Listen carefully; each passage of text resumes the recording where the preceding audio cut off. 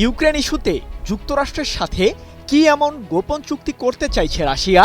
হঠাৎ করেই যুক্তরাষ্ট্রের আর্মি সেক্রেটারির সাথে আবুধাবিতে কেন গোপন বৈঠকে বসল রাশিয়ার কূটনীতিকরা? শান্তি আলোচনার মাঝেই ইউক্রেনে কেন হামলা চালালো রাশিয়া? জানা গেছে, রাশিয়ার এক রাতের ক্ষেপণাস্ত্র হামলাতেই নাজেহাল অবস্থা ইউক্রেনের রাজধানী কিয়েভের। এভাবে আর কতদিন যুদ্ধের মাঠে টিকে থাকতে পারবে ইউক্রেন? পুতিনের কি ইউক্রেনকে ঘিরে বিশেষ কোনো লক্ষ্য আছে? চলতি বছরের অক্টোবরেই রাশিয়ার প্রেসিডেন্ট ভ্লাদিমির পুতিন ইউক্রেনকে ঘিরে জানিয়ে দেন মস্কোর সফলতার কথা। নিজের ৭৩তম জন্মদিনে রাশিয়ার সামরিক বাহিনীর কমান্ডারদের সাথে বৈঠকে পুতিন বলেন, কৌশলগত লক্ষ্যে এগিয়ে যাচ্ছে আমাদের সশস্ত্র বাহিনী। চলতি বছর এখন পর্যন্ত আমরা ইউক্রেনের প্রায় ৫,০০০ বর্গ কিলোমিটার অঞ্চল দখলে সফল হয়েছি। এদিকে ২৫ নভেম্বর রাতে ইউক্রেনকে লক্ষ্য করে ২২টি ক্ষেপণাস্ত্র ছুড়েছে রাশিয়া, যার মাঝে বেশ কয়েকটি কিয়েভে আঘাত হেনেছে। জেলেনস্কির দাবি, এই হামলায় এখন পর্যন্ত অন্তত ৬ জন নিহত ও ১৩ জন আহত হয়েছে। রাশিয়ার এমন হামলার মাঝেও ইউক্রেন ইস্যুতে শান্তির খোঁজে হন্যে হয়ে বেড়াচ্ছে যুক্তরাষ্ট্র। তাই তো সুইজারল্যান্ডের জেনেভা শহরে সম্প্রতি ইউক্রেনের প্রতিনিধি দলের সাথে বৈঠক করেন মার্কিন পররাষ্ট্রমন্ত্রী মার্কো রুবিও, যুক্তরাষ্ট্রের বিশেষ দূত স্টিভ উইটকফ ও মার্কিন আর্মি সেক্রেটারি ড্যানিয়েল ড্রিসকল। ওই বৈঠকে মার্কিন প্রতিনিধিরা ইউক্রেনের কাছে ২৮ দফার একটি শান্তি চুক্তির পরিকল্পনা তুলে ধরেন। রাশিয়ার বিরুদ্ধে ইউক্রেনের এই সম্ভাব্য শান্তি চুক্তির পরিকল্পনাটি পরবর্তীতে ১৯ দফায় নামিয়ে আনে মার্কিন ও ইউক্রেনের প্রতিনিধিরা, যেখান থেকে বাদ যায় যুদ্ধের সময় সংঘটিত কর্মকাণ্ড প্রসঙ্গে সাধারণ ক্ষমার বিষয়টি। সেই সাথে বাদ যায় ভবিষ্যতে ইউক্রেনের সেনাবাহিনীর আকার কমিয়ে আনার বিষয়টিও। কিন্তু সংযুক্ত আরব আমিরাতে রাশিয়ার সাথে কিসের গোপন বৈঠকে বসল যুক্তরাষ্ট্র? যুদ্ধবিরতিতে যেতে শান্তি চুক্তির আলোচনা আরও এগিয়ে নিতে এবার সংযুক্ত আরব আমিরাতের রাজধানী আবুধাবিতে রাশিয়ার প্রতিনিধিদের সাথে গোপন বৈঠকে বসেছেন যুক্তরাষ্ট্রের আর্মি সেক্রেটারি ড্যানিয়েল ড্রিসকল। তবে গোপন এই বৈঠকে রাশিয়ার প্রতিনিধি দলে ঠিক কারা আছেন সে সম্পর্কে কোনো তথ্য প্রকাশ করেনি ক্রেমলিন। ২৫ নভেম্বর এক প্রতিবেদনে এমন তথ্যই জানিয়েছে অস্ট্রেলিয়ার সংবাদ মাধ্যম এবিসি নিউজ। বাছাই করা আলু আর স্পাইসি সিজনিং এ প্রাণ পোটাটা চিপস নাকি বিস্কিট খেয়ে বুঝে নাও। চলমান আলোচনার মাঝেও ইউক্রেনে কেন বারবার আক্রমণ করছে রাশিয়া? এই প্রশ্নের উত্তর চলতি বছরের অক্টোবরেই দিয়েছিলেন রাশিয়ার প্রেসিডেন্ট পুতিন। সে সময় তিনি জানান, রাশিয়ার লক্ষ্য মূলত ইউক্রেনকে নিরস্ত্র করা এবং ডিনাজিফাইড করা। পুতিনকে আশ্বস্ত করে রাশিয়ার সশস্ত্র বাহিনীর প্রধান জেনারেল ভ্যালেরি গেরাসিমভ বলেন, ইউক্রেন দখলে এগিয়ে যাচ্ছে আমাদের সামরিক বাহিনী। পোক্রোভস্কে ব্যাপক লড়াই চলছে। এছাড়াও ইউক্রেনের উত্তর পূর্বাঞ্চল থেকে দেশটির সামরিক বাহিনীকে কোণঠাসা করছে রাশিয়া। বিশ্লেষকরা বলছেন, পুতিন তার লক্ষ্য বাস্তবায়নে সফল না হওয়া পর্যন্ত ইউক্রেনের বিরুদ্ধে হামলা অব্যাহত রাখবেন। এক্ষেত্রে রুশ প্রেসিডেন্টের মূল টার্গেট ইউক্রেনের কৌশলগত অঞ্চল দখলে নেওয়া, সেই সাথে পশ্চিমা শাসনকে বুড়ো আঙুল দেখানো, যার কারণে শান্তি চুক্তির আলোচনার মাঝেও ইউক্রেনে হামলা চালাচ্ছে রাশিয়ার সামরিক বাহিনী। ইউক্রেন কি সত্যি রাশিয়ার সঙ্গে যুদ্ধ শেষ করতে যাচ্ছে, নাকি শান্তির এই ঘোষণা আরও বড় কোনো অদৃশ্য দ্বন্দ্বের ইঙ্গিত দিচ্ছে?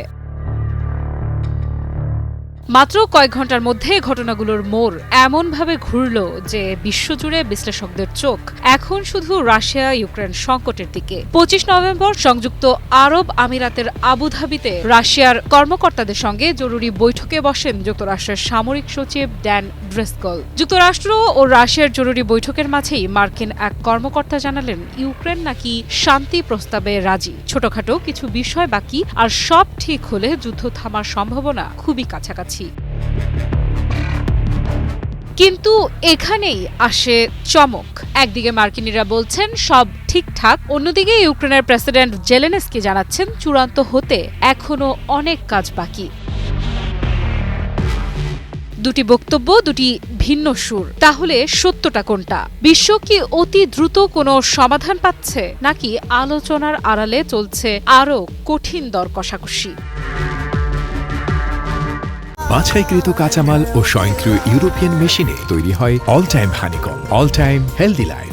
ইউক্রেনের শান্তি নিরাপত্তা সেক্রেটারি রুস্তেম উমেরভ জানান, জেনেভায় আলোচিত চুক্তির মূল শর্তগুলোতে উভয় পক্ষ সাধারণ বোঝাপড়ায় পৌঁছেছে। এখন দরকার ইউরোপীয় দেশগুলোর সমর্থন। শুধু তাই নয়, তিনি সরাসরি ট্রাম্প ও জেলেনস্কির বৈঠকের আহ্বান জানিয়েছেন, যেখানে চূড়ান্ত সিদ্ধান্ত নিতে হতে পারে। তিনি বলেন, ইউক্রেনের প্রেসিডেন্ট জেলেনস্কির যুক্তরাষ্ট্রে একটি সফর আয়োজনের প্রত্যাশা করছে, যেখানে চূড়ান্ত ধাপগুলো সম্পন্ন করা হবে এবং প্রেসিডেন্ট ট্রাম্পের সঙ্গে চুক্তি সম্পন্ন করা যাবে। তাহলে কি শান্তির চাবিকাঠি এখন যুক্তরাষ্ট্রের হাতে? ট্রাম্প কি তার প্রতিশ্রুত যুদ্ধ থামানোর পথে এক ধাপ এগিয়ে গেলেন? ভয়াবহ আগুন কেড়ে নিল অন্তত 4 জনের প্রাণ। দাউ দাউ করে জ্বলছে হংকংয়ের তাইপো শহরের বহুতল ভবন। আর সেই আগুনকে নিয়ন্ত্রণে আনতে হিমশিম অবস্থা চীনের বিশেষ প্রশাসনিক অঞ্চলটির দমকল কর্মীদের। ঘটনাস্থলে আটকা পড়েছে ভবনগুলোর অসংখ্য বাসিন্দা। কি আছে তাদের ভাগ্যে? শেষ পর্যন্ত কি আগুনের লেলিহান শিখা থেকে রেহাই পাবেন তারা? কিভাবে লাগলো এই আগুন? 26 নভেম্বর স্থানীয় সময় দুপুর 2:51 আগুন ছড়িয়ে পড়ে তাইপো শহরের ওয়াংফুক কোড হাউজিং স্টেট টাওয়ারের 3টি ব্লকে। আর সেই আগুন নিয়ন্ত্রণে আনতে কিছুক্ষণের মাঝেই ছুটে আসে শহরটির দমকল কর্মীরা। প্রথমে আগুনের এই লেলিহান শিখাকে 1 নম্বর অ্যালার্ম ফায়ার হিসেবে চিহ্নিত করে হংকং প্রশাসন, কিন্তু ক্রমেই আগুনের তাণ্ডব বাড়তে থাকায় এখন সেই মাত্রা 4 নম্বরে উন্নীত করেছে তারা। এক প্রতিবেদনে বিষয়টি নিশ্চিত করেছে চীন ভিত্তিক সংবাদ মাধ্যম সাউথ চায়না মর্নিং পোস্ট। কিন্তু অ্যালার্ম ফায়ারের মাত্রা দিয়ে আসলে কি বোঝাতে চাইছে হংকং প্রশাসন? আগুনের তীব্রতার উপর নির্ভর করে 5 স্কেলের একটি বিপদ সংকেত নির্ধারণ করেছে চীনের বিশেষ প্রশাসনিক অঞ্চলটি, যেখানে উচ্চতর সংখ্যাকে সবচেয়ে বেশি বিপজ্জনক আগুন হিসেবে বিবেচনা করে হংকং প্রশাসন। ঘটনাস্থল থেকে প্রাপ্ত ফুটেজ বিশ্লেষণ করে দেখা গেছে, নির্মাণাধীন ভবনগুলোতে থাকা বাঁশের কাঠামোতে আগুন লাগার ফলে ভয়াবহ এই আগুন নিয়ন্ত্রণে আনতে হিমশিম অবস্থায় পড়েছে দমকল কর্মীরা।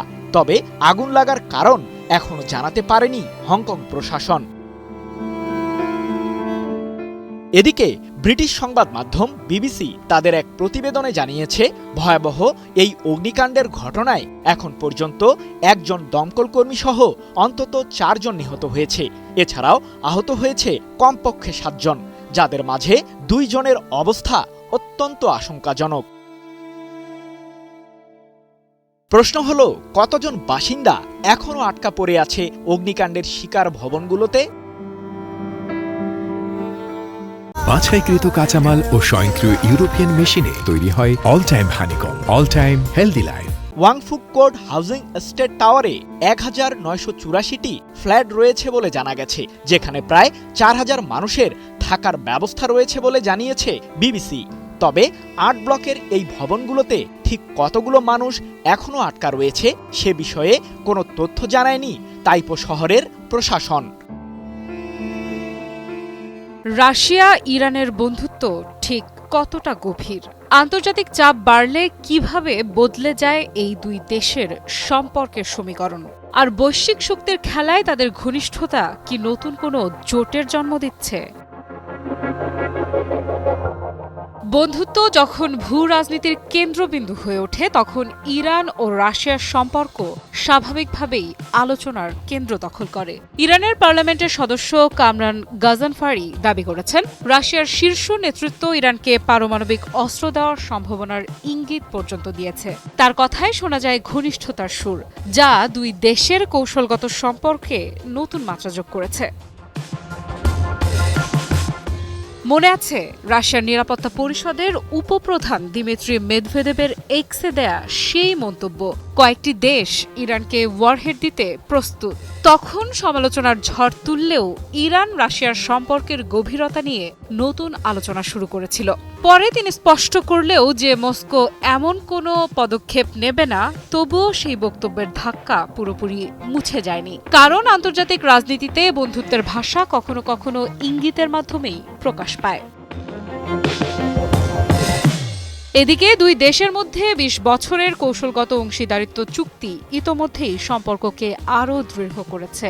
সামরিক প্রযুক্তি, যৌথ মহড়া এবং অভিন্ন হুমকির বিষয়ে সমন্বয়, সব মিলিয়ে বোঝা যায় মস্কো ও তেহরান এখন আগের যে কোনো সময়ের চেয়ে কাছাকাছি। যদিও সামরিক অভিযানের মতো চাপের মুহূর্তে রাশিয়ার নীরবতা প্রশ্ন তোলে, তবুও ইরানের দৃষ্টিতে রাশিয়া এখনও একটি নির্ভরযোগ্য অংশীদার। ঠিক এমন সময় ইরান বিবেচনা করছে এনপিটি স্থগিত করা বা পুরোপুরি ছাড়ার মতো কঠিন সিদ্ধান্ত।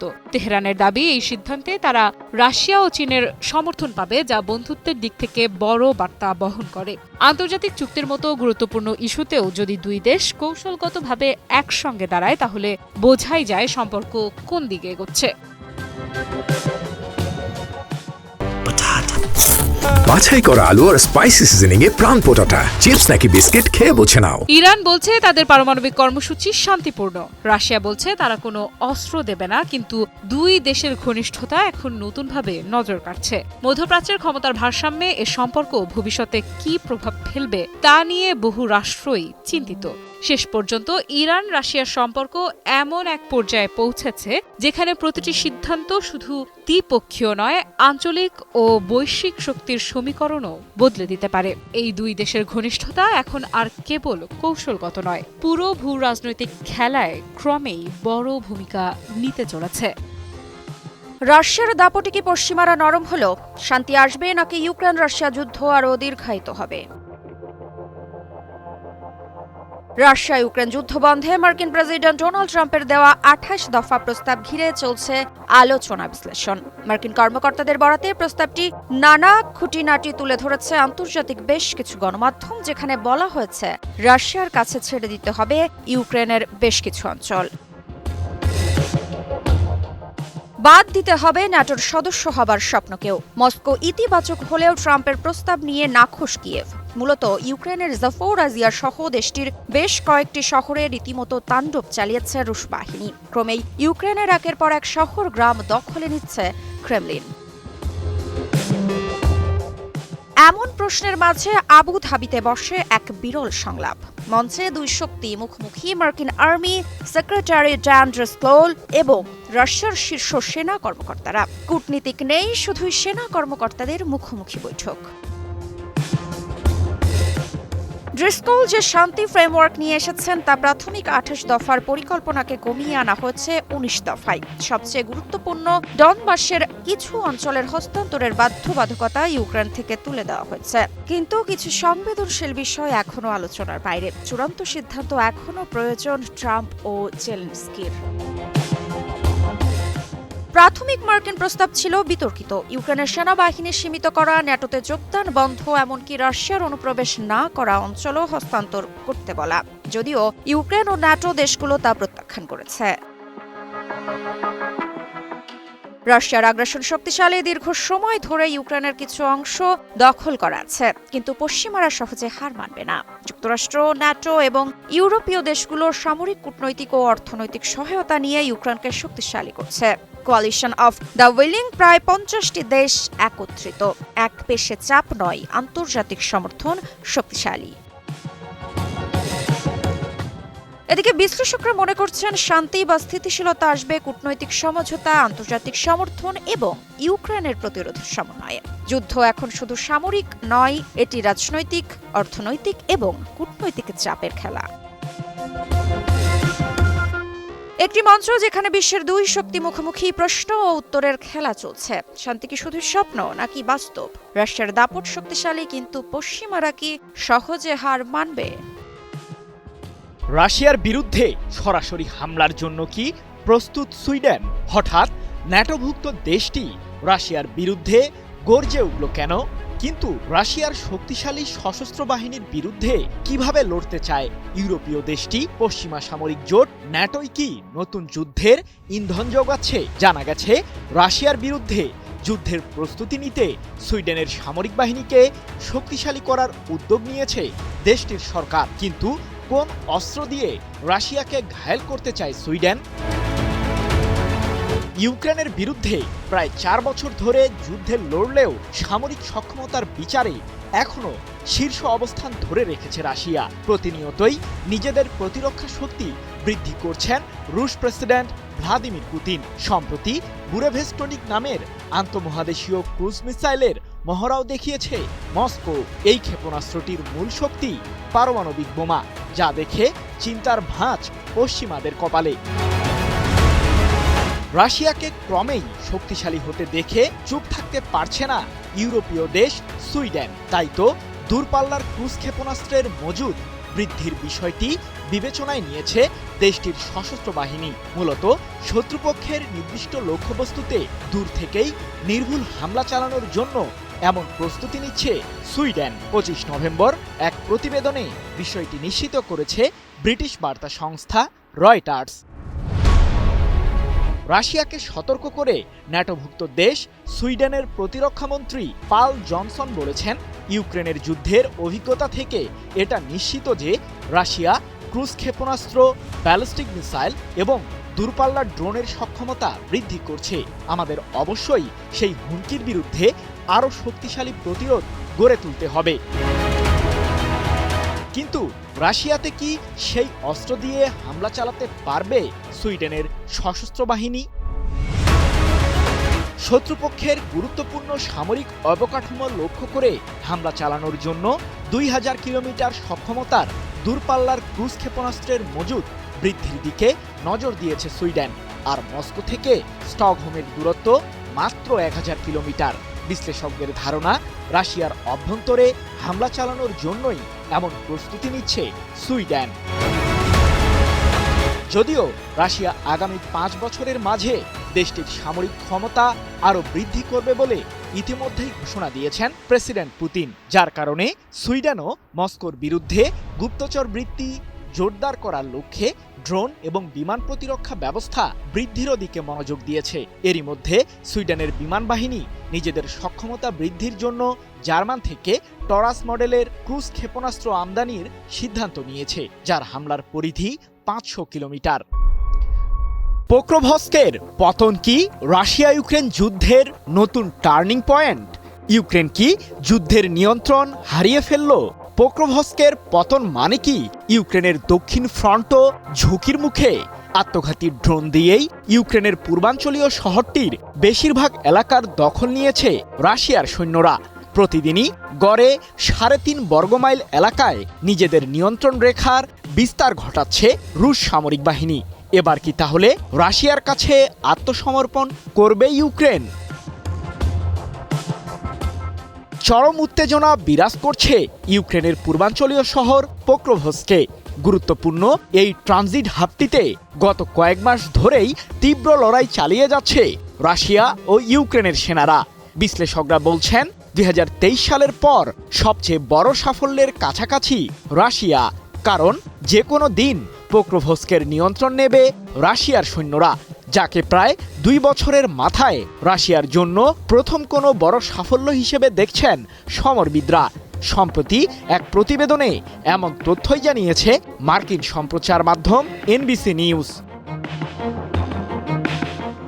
প্রশ্ন হলো, পোক্রোভস্কের নিয়ন্ত্রণ কেন হারাচ্ছে ইউক্রেন? রাশিয়ার সংবাদ মাধ্যম প্রাভদা 25 নভেম্বর তাদের এক প্রতিবেদনে জানিয়েছে, পোক্রোভস্ক মূলত এখন রুশ বাহিনীর নিয়ন্ত্রণে, যদিও শহরটির উত্তরাংশে এখনও ইউক্রেনের সামরিক বাহিনী অবস্থান করছে। তবে পোক্রোভস্কের রেল লাইনের কাছের বসতির পুরো অংশই এখন রাশিয়ার সামরিক বাহিনীর দখলে। প্রাভদা আরও জানিয়েছে, চলমান রাশিয়া ইউক্রেন যুদ্ধে পোক্রোভস্কি প্রথম কোনো শহর যার স্থলভাগে নয় বরং পুরো আকাশের নিয়ন্ত্রণ নিয়েছে রাশিয়ার আত্মঘাতী ড্রোন। চলতি বছরের আগস্টে রাশিয়ার ড্রোন ইউনিটগুলো পোক্রোভস্কের আকাশসীমায় নিয়ন্ত্রণ প্রতিষ্ঠা করে, যেখানে অংশ নেয় রাশিয়ার তৈরি শক্তিশালী ড্রোন রুবিকনও, যার সামরিক রসদ এবং সৈন্য পাঠাতে বাধার মুখে পড়ছে ইউক্রেন। ইউক্রেন কি তাহলে আপোস করতে যাচ্ছে? রুশ প্রেসিডেন্ট ভ্লাদিমির পুতিন কড়া ভাষায় জানিয়ে দিয়েছেন, শান্তি চুক্তির একমাত্র পথ হল ইউক্রেনের গুরুত্বপূর্ণ অঞ্চলগুলোকে রাশিয়ার কাছে হস্তান্তর করা, অন্যথায় মস্কোর সামরিক বাহিনীর বল প্রয়োগে দখলের মুখোমুখি হতে হবে কিয়েভকে। মার্কিন প্রেসিডেন্ট ডোনাল্ড ট্রাম্পও ইউক্রেনের উদ্দেশ্যে জানিয়ে দিয়েছেন, প্রেসিডেন্ট ভলোদিমির জেলেনস্কি যদি ট্রাম্পের সমর্থিত চুক্তিতে রাজি না হয়, তাহলে অল্প সময়ের ব্যবধানে রাশিয়ার কাছে হারবে ইউক্রেন। বাছাইকৃত কাঁচামাল ও স্বয়ংক্রিয় ইউরোপিয়ান মেশিনে তৈরি হয় all time honeycomb, all time healthy life. এদিকে ইউক্রেনের সৈন্যরা 1 বছরেরও বেশি সময় ধরে পোক্রোভস্কে রক্ষায় আপ্রাণ চেষ্টা চালিয়ে যাচ্ছে, যদিও 15 আগস্টের পর থেকে প্রতিদিন গড়ে প্রায় 3.5 বর্গমাইল এলাকার নিয়ন্ত্রণ রাশিয়ার কাছে হারাচ্ছে জেলেনস্কির বাহিনী। চলমান রাশিয়া ইউক্রেন যুদ্ধের সময়কাল প্রায় 4 বছর হতে চলল, কিন্তু প্রশ্ন রয়ে গেছে, শান্তির আসল চাবি কার হাতে? যুদ্ধবিধ্বস্ত ইউক্রেনের ভাগ্য কি এখন তুরস্কের টেবিলে লেখা হচ্ছে? আর কেন হঠাৎ রাশিয়া প্রকাশ্যে কৃতজ্ঞতা জানাচ্ছে আঙ্কারাকে? সম্প্রতি মস্কো স্পষ্ট জানিয়ে দিয়েছে, তুরস্ক এখনো মধ্যস্থতা করছে এবং আমরা তাদের প্রতি কৃতজ্ঞ। এই বক্তব্য দিয়েছেন ক্রেমলিনের মুখপাত্র দিমিত্রি পেসকভ। রাশিয়ার ভাষায়, আলোচনা প্রক্রিয়া এগিয়ে নিতে প্রয়োজনীয় সব পরিবেশ তারা তৈরি করতে প্রস্তুত। এই মন্তব্যের পেছনে রয়েছে এক গুরুত্বপূর্ণ যোগাযোগ। রুশ প্রেসিডেন্ট ভ্লাদিমির পুতিন এবং তুর্কি প্রেসিডেন্ট রিসেপ তায়েব এরদোয়ানের সোমবারের টেলিফোন আলাপ। দুই নেতা কথা বলেছেন প্রায় 4 বছরের রক্তক্ষয়ী যুদ্ধ, আঞ্চলিক উত্তেজনা আর আন্তর্জাতিক শান্তি প্রচেষ্টার ভবিষ্যৎ নিয়ে। এরদোয়ান জানিয়েছেন, আঙ্কারা একটি ন্যায়সঙ্গত স্থায়ী শান্তি প্রতিষ্ঠায় প্রতিশ্রুতিবদ্ধ। তুরস্কের রাষ্ট্রীয় যোগাযোগ অধিদপ্তরের তথ্য অনুযায়ী তিনি শান্তির সরাসরি আলোচনার পথ সুগম করতে প্রস্তুত বলে পুতিনকে আশ্বস্ত করেছেন। যুদ্ধ শুরুর পর থেকেই তুরস্ক হয়ে উঠেছে রাশিয়া ও ইউক্রেনের মধ্যকার সবচেয়ে গুরুত্বপূর্ণ কূটনৈতিক কেন্দ্রগুলোর একটি। এবছর ইস্তাম্বুলে 3 দফা শান্তি বৈঠক হয়েছে, যার ফল বন্দি বিনিময়, কূটনৈতিক অগ্রগতি, এমনকি সম্ভাব্য শান্তি চুক্তির প্রাথমিক খসড়াও বিনিময়। তবে প্রশ্ন এখনো রয়ে গেছে, এই কৃতজ্ঞতার ভাষা কি কেবল কূটনৈতিক সৌজন্য, নাকি রাশিয়া সত্যি শান্তির নতুন দরজা খুলছে তুরস্কের হাত ধরে? আর ইউক্রেন, তারা কি সেই টেবিলে বসতে রাজি হবে যেখানে আলোচনার ছায়া পড়েছে মস্কোর? আন্তর্জাতিক কূটনীতির মঞ্চে তুরস্ক এখন শান্তির মধ্যস্থতাকারী, আর রাশিয়া, সে যেন ধীরে ধীরে বুঝতে শুরু করেছে যুদ্ধের পরিসমাপ্তি হয়তো যুদ্ধক্ষেত্রে নয়, বরং কূটনীতির মঞ্চেই।